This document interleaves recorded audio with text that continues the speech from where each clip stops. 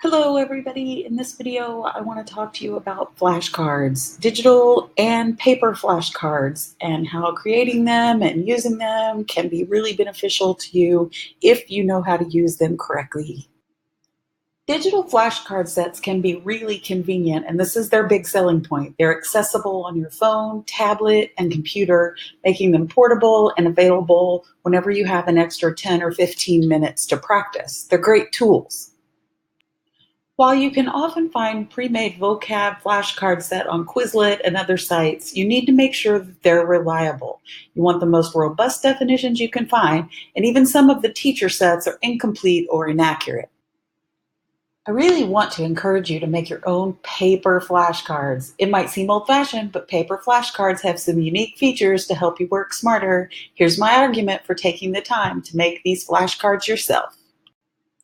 To make flashcards that will work for you throughout the course, start with 3x5 blank cards. In the center of the front of the card, write the key term in fairly large print, and you can use color. Make it all caps to make it really stand out. Now, in each corner of the front of the card, write a related term. This term can be from this chapter or topic, or it might be from another unit of the course. The key to doing this well is to make sure you can explain the relationship between the key term and the related term. Let's run through this with an example from the security topic. I'm going to choose the key term secure socket layer. So then I will choose related terms. The first related term I'm going to choose is encryption, because secure socket layers utilize encryption when transferring information from a server to a computer. Encryption is one of the two main functions of secure socket layers. The second related term I'm going to choose is authentication, because another of the primary functions that SSLs perform is authentication. SSLs ensures that the computer or server you are communicating with is not actually an imposter computer. The third related term I'm going to choose is public key, because the public key is a critical component used by the SSLs in the encryption process to ensure that the communication is secure. The fourth and final related term I'll choose is certificate authority, because the certificate authority is the agency or organization that actually verifies the certificate used in the authentication process when the handshake takes place.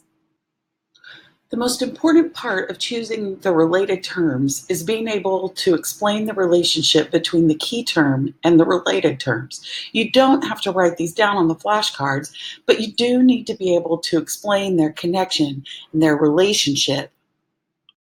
Now we're going to move to the back of the card. At the top of the back of the card, write out the definition for your key term. It's perfectly fine to abbreviate here.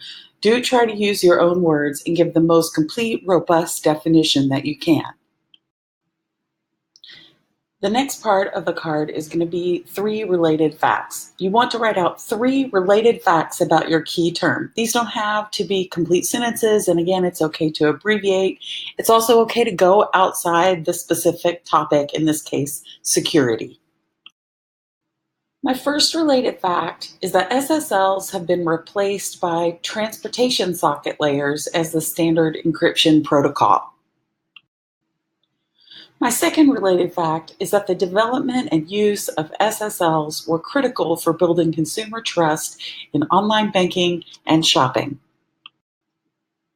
My last related fact is that many sites use a padlock icon or the HTTPS prefix in the web address to show that they are using SSL or TSL. The final part of the flashcard is using an image which you draw. Alternatively, you could use an example of the concept or term. Don't be afraid to draw badly, and don't obsess over making a detailed drawing. The important thing is to give you an image. Creating these flashcards will take some time, but I hope you notice how important this information is. It is about connections and relationships among the abstract and technical terms and concepts that you have to master for this course.